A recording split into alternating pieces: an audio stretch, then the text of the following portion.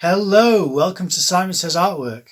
In this video I'm going to be doing the 9th installment of my Inktober series where I'm learning to draw with my left hand due to an injury with my right hand.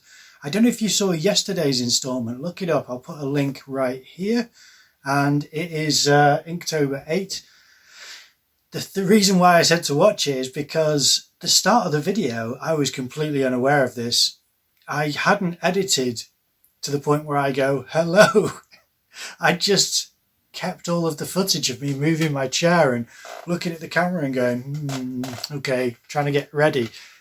And then I uploaded the video and people had started watching it. I mean, you know, I never get that many views, but it was still, I thought I can't take it down and re-upload it with a little snip off the beginning. It just made me laugh. I don't know. So if you haven't seen that, for comedic value, that's completely sincere and not some kind of, you know, behind the scenes additional thing to try and lengthen the video. It was just, I was shocked to watch it. I thought, oh no, I didn't chop up the beginning like I usually do. So anyway, if you saw it, you saw it. I thought it was funny. But anyway, this is the 9th installment of the Inktober series, learning to draw with my left hand. And yeah, okay, let's get started.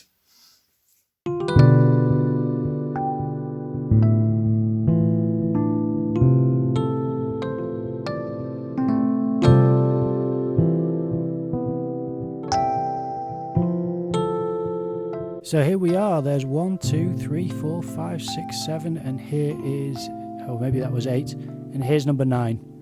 So for this I'm using a 0.1 fine liner, and I just thought I'm going to start off by doing some kind of a plant. Now I'm not the greatest with naming plants, so it was just some kind of a house plant, and I'm not sure exactly what type I was drawing, but I thought if I cover this space, then I've started something which is part of an environment.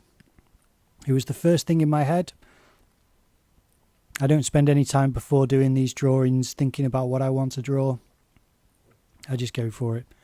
It's probably why it ends up the way it does. I think maybe if I took a little bit more time considering what I'd like to see on the page, then I might have something a little bit more dynamic or exciting, but for the time being, I'm just going to try and go from impulse and hope that that is a muscle in my brain that I'm building and developing. So another decision that I made early on is that aside from the fact that I'm going to do something which is an environment design, I also thought if I keep it so that there's no shading or hatching. And I mean, I didn't make the decision of finishing that, but I knew that for the start of it, I wasn't going to add anything which was going to give especially great detail of depth. It was just going to be line work. And the reason for that is that I quite like the idea that if you can do a line drawing which is fairly strong, then it shows that you can do a good drawing, as there was a claim made once by someone who I won't name just in case there's great disagreement about this, but it's someone who I admired as far as I like their podcast, and some of their art is quite interesting, and they said that hatching is a way to cover up bad drawing.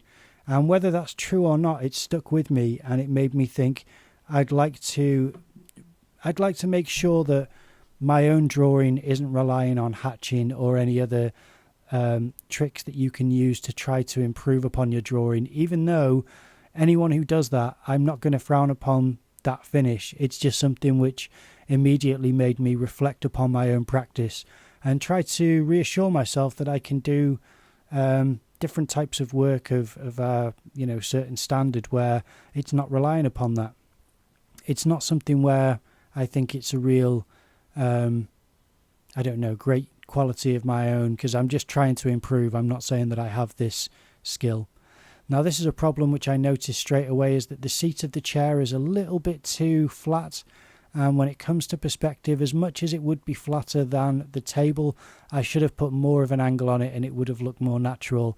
But it's not the worst thing in the world. At least I didn't, completely skew it. But it's definitely off.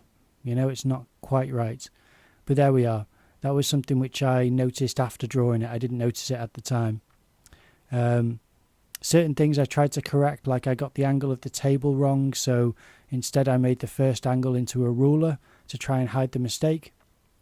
and I'm sure there's loads of mistakes all over the place, but I'm fairly forgiving of myself in this case because it's all ink first and drawn with my left hand, so there's going to be a certain amount of mistakes that are unavoidable for the time being just because of the circumstance. But I am trying to avoid them if possible. Now, doing windows, I just remember that if you don't do enough lines, it doesn't look like it has the depth of an actual double glazed window. So that's something that I was trying to add by doing lots of vertical lines and several horizontal lines for the window. And then I thought that, you know, a room would be definitely given more character and depth if I can give it walls and a door. So that was another thought that I had, just to quickly add a little bit more depth, I suppose, and kind of reality to the sketch, is to say, if this is a chair, this is a window, this is a desk, this is a plant and a book and a piece of paper and a pen and a ruler, then what about a wall and a door and a picture frame? And if there's one picture frame, then what's on the other wall? But maybe if I do plug sockets, or in America you call them outlets, I think. Electrical outlets, I think you call them. So we just call them plug sockets. And I thought if I add those and then a light switch, then these are just little details which if I didn't add them, then it's a lot of empty space. And if I do add them, then at least it's little bits of thoughts where there otherwise would have been blank paper. So not the most incredibly well thought out room, but I was trying to add any bits of detail that I could, just to suggest something where someone lived. Trying to give little bits of details to some of the picture frames, and that one was so far off that I had to go back around it a couple of times, the oval shaped one next to the light switch. And then for the window I did a horizontal bar which overlapped some of the other lines, but I thought it doesn't hurt that much. And that's pretty much as far as I got. Now I quite like it. Let me know what you think in the comments below, but that is Inktober number 9 with my left hand. Okay, so that is the drawing done. I quite like it. I left it as a line drawing. I was going to go back into it and darken up the lines, but I quite like the fact that it's just all thin lines. I know that it's a little bit wobbly and some of the perspective's a bit off, but I really didn't hesitate with this one. I just went for it and thought, I don't really know where it's going to end up or what I'm going to add to it. I didn't know how to finish it necessarily, but I quite like leaving it bare bones like it is here, with no shading, no thickness on any of the lines at all. Just a straight up line drawing from imagination, just doing a bit of a room and some of the details. So it was literally just trying to get something quickly onto the pages. And I quite like it. I mean, maybe it's just me, but I like stuff like that.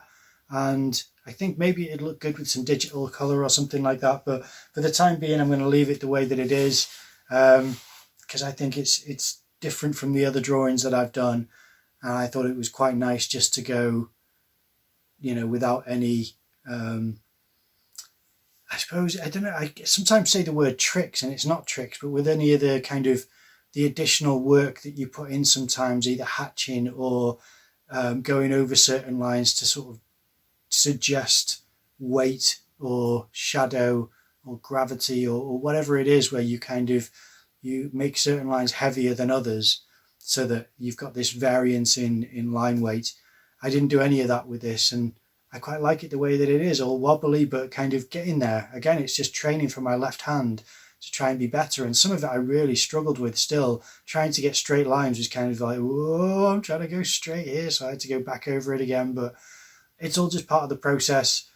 Because it was a quick drawing, I quite liked a lot of that, and usually I'm very critical of my drawings. The perspective bothered me more, I think, than the wobbliness or the lack of detail or hatching. I was more bothered with the perspective, but there we are. That's one of those things which I could have corrected afterwards, but I thought just keep it the way it is, learn from where I went wrong and try to correct it next time. So yeah, I hope that you liked the video. As always, if you did, then please leave a like, comment down below, subscribe to the channel, ring that notification bell, share this with any friends and family. Thank you very much for watching, and I will see you in the next video.